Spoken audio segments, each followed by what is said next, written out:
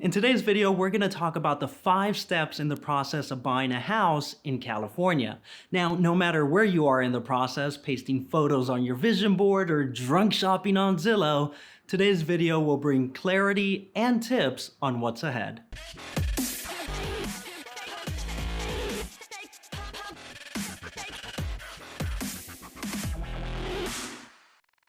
And step number 1 in the process, and a shameless interruption to let you know that if you like this video, it would mean a lot if you click like or subscribe to the channel. Congratulations, you beautiful soul. You've already started step number 1, research and planning. And the goal here is to find out where you're at in the process and make a plan. Now, during this process, recognize that you can always reach out to a real estate agent. Like that's kind of their job. I mean, as a real estate agent myself, I know many realtors would welcome these calls, and you could just be like, "Hey, Mr. Rangel, so I eventually want to buy a house. Not sure where I'm at. What do I need to do? How does this even work?" And a couple of questions later, 1, we determine that you're not ready, but we leave you with the information that you need to get ready, or 2, we find out that you're kind of ready to go, at which point, if you're not buying cash, we jump over to step number 2 in the process.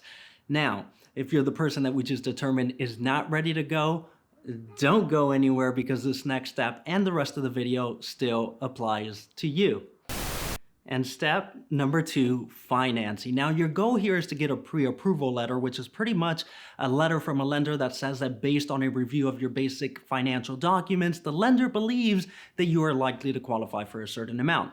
So why the heck do you need this? 1, the real estate agent's going to require it. 2, some sellers are going to require it before they let you rummage through their property. 3, you'll need it to submit an offer. And finally, most importantly, getting pre-approved lets you know how much you qualify for, the costs associated with buying, and how much your payments would be, so you can 1, determine if it even makes sense for you to buy right now, or 2, how much you want to buy based on your costs and estimated monthly payments. I mean, just because you qualify for a gazillion-dollar property, it does not mean you should buy a gazillion-dollar property.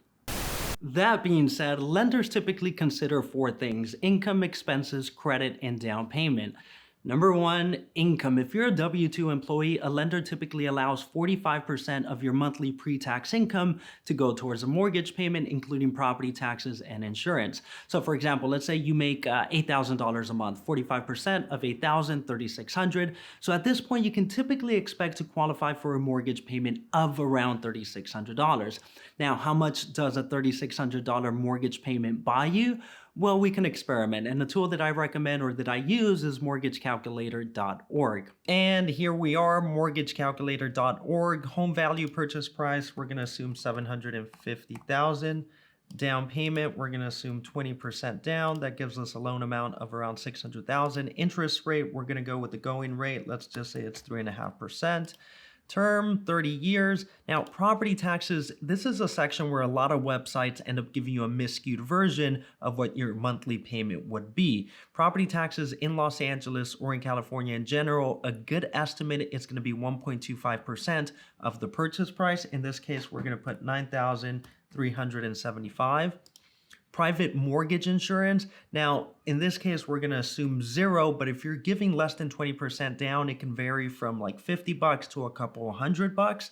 So you do want to check with your lender on that. Homeowners insurance, this is a good estimate. Monthly HOA, we're going to assume we're buying a house, but if you're buying into a condominium, you do want to account for this and have it be reflected in your monthly estimated payment. In this case, we're just going to change this to buy. We're going to calculate this thing.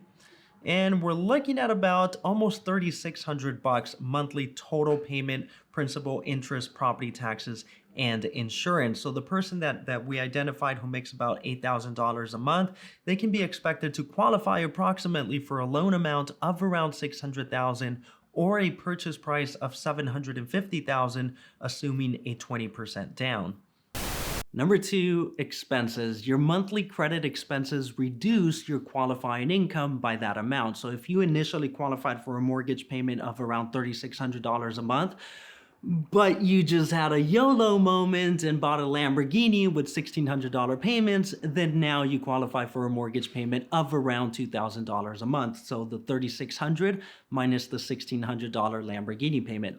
So it's not so much how much you make, but rather how much you have after credit expenses. Number 3, credit. The minimum allowable credit score is about 650, but keep in mind that the lower the credit score, the higher the interest rate and the less you qualify for.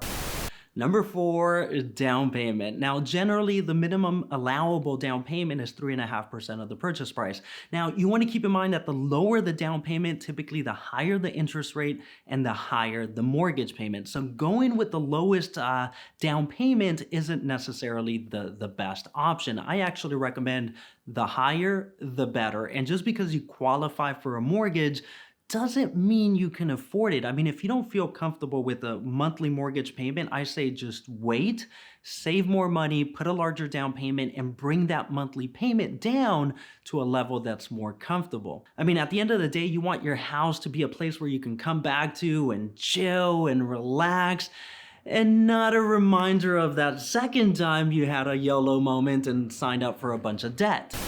Now, on the subject of putting money down, you also have closing costs in addition to that down payment. Now, some people say it's 1% of the purchase price. Some people say it's 3%. The reality is that it depends on the purchase price, loan type, lender requirements, and many other factors. I mean, I've seen closing costs on $1 million plus house be less than those of a $600,000 property. So the percentage rule doesn't always work. I'd say that in Los Angeles, for a property around $1 million or below, consider about $10,000 in closing costs as a rough estimate. Now, either way, you don't want your down payment and closing costs to consume all of your money. My recommendation is save up more than you need, have reserves, and keep in mind that once the transaction closes, you're gonna have more expenses like move-in expenses, repairs, furniture. I mean, just as a reminder, this throw pillow, $30 at Target. This simple article dining table with no chairs, $900. Oh, and wait until you find out how much a sofa is. That's hilarious. And when it comes to loan types, you got your government-sponsored loans, you got your conventional loans, and another type not commonly spoken of are your non-QM loans or non-qualified mortgages. Now, these loans are typically, yes, more expensive, but they also have more flexible options like being able to buy with an ITIN number for those who don't have a social security number, bank statement loans as opposed to verifying income through tax returns, income property driven loans, fix and flip or hard money loans, and many other options. And finally, once you figured out the finances and you got your pre-approval letter, it is time for the next step. Step number 3, hire a real estate agent. Now, this is an incredibly important step that many times is not given the attention that it deserves. And here, technically, you have 2 options. 1, you can work with the agent selling the house who represents the seller, or 2, hire a buyer's agent. And my biased recommendation is get a buyer's agent, which is kind of what most people already do. I mean, the service is free to you as the commission is paid by the seller. And I just think that working with the seller's agent is kind of weird. I mean, it's like being the defendant in a lawsuit and having the prosecuting attorney represent you too. It's gonna get a little awkward. And a good buyer's agent representing your interest is worth their weight in gold. And yes, keep in mind that you can interview them like you're hiring an employee. I mean, feel free to have a long list of questions that you want to ask them. In the end, what you're looking for is someone who is knowledgeable and, equally important, someone that's willing to put your interest ahead of their commission. And in summary, like in starting any successful business, the key is putting together a team of great people. So make sure your real estate agent and your loan officer are people you want on your team. And now that you have your A team put together, it is time for the next step. And step number 4, the search. Now, at this point, it's worth noting that you didn't necessarily hire an agent to help you find a property. I mean, with so many listings available online to consumers, This really isn't added value. The biggest value of the real estate agent during this process is to serve as your consultant. I mean, how it usually works with my clients, they find a listing on a casual Tuesday at 3 in the morning. They send it over like, hey, Rangel, can you look into this? And I'm just like, yeah, do you mind? Is it okay if I just get a little bit of sleep? And then I'll wake up in the morning, I'll do some investigating, and I might get back to them with, yes, it's a great property, but it has an uncooperative tenant who refuses to pay rent, or the HOA is under litigation and they're not accepting any financing, or this is a tenancy in common sale and only partial interest is being sold.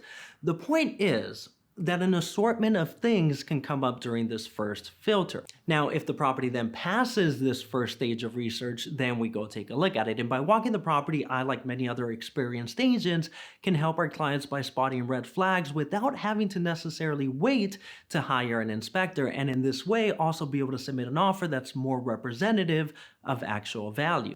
I mean, most good real estate agents don't need an inspector to point out that the roof is in bad shape and in need of repair, that the plumbing seems to be galvanized and likely to be replaced in the near future, or that based on the craftsmanship of the rear bedroom, it is likely not permitted. The point is that having a real estate agent by your side during the search process is an incredibly valuable benefit, and another reason why you need to spend that time finding the right agent. And finally, once you found that right property that's passed yours and your agent's filter, you'll submit an offer and get it accepted, although more likely than not, you'll have to submit multiple offers on multiple properties before you finally get one accepted. And once that happens, enter the next and final step. And finally, step number 5, the contract or escrow stage. This is another place where having a realtor brings a lot of value. I mean, all said and done, accounting for loan documents, disclosures, the contract, reports, and a bunch of other stuff, you'll be navigating your way through over 400 pages of paperwork. But to summarize this process, it typically takes about 30 to 40 days. During this period, what you're doing is executing the terms of the contract. This period is also referred to as the escrow period. Now, once all the terms of the contract are executed, then the transaction can close. So what are some of the main terms of the contract? One, the process starts with the buyer depositing an earnest money deposit within 3 days of acceptance. This is typically about 3% of the purchase price. Term number 2, the contract then typically grants you, the buyer, an inspection period. Now, typically between 7 and 10 days is ideal. During this period, you're given the opportunity to inspect all aspects of the property, physical and administrative. If during this period you don't like something, one, you can renegotiate the deal by requesting seller repairs, a credit, or a price reduction. 2, you keep going because the seller won't budge and you really like the property. Or 3, you cancel the transaction and get your deposit back. Now, what you won't get back are your inspection costs. Now, for the physical inspection, I recommend starting with 2 inspections, a general inspection, which is anywhere between $350 and $500, and a sewer camera inspection, which is about $150 to $250. Now, the reason I include the camera or sewer inspection is because the main sewer line can cost anywhere between $8,000 and $25,000 to replace. Now, any call for further inspections, I would base them off the recommendations from these 2 reports. Term number 3, if you're financing the purchase, the contract typically grants you 21 days to secure financing to get a full loan approval as opposed to the pre-approval you got earlier. Now, if during this period you don't qualify for financing, you can cancel the transaction and get your deposit back. Term number 4, the contract typically grants you 17 days to perform an appraisal. Now, the appraisal is about $450 to $600 and is typically required by your lender as a condition to giving you financing. Now, if the property doesn't appraise, you typically have 4 options. 1, you make up the difference between the appraised value and the purchase price. 2, appeal it and request another review. 3, request that the seller reduce the purchase price to the appraised value. or 4, cancel the transaction and get your deposit back because the lender won't lend you any money on a property that doesn't appraise at the purchase price. Now, what you won't get back is the cost of the appraisal and any inspections you've already paid for. So a canceled transaction can put you back about $1,500. Now, my disclaimer on the above terms, they're just a summary of some of the main terms that I typically include in the contracts that I put together for my clients.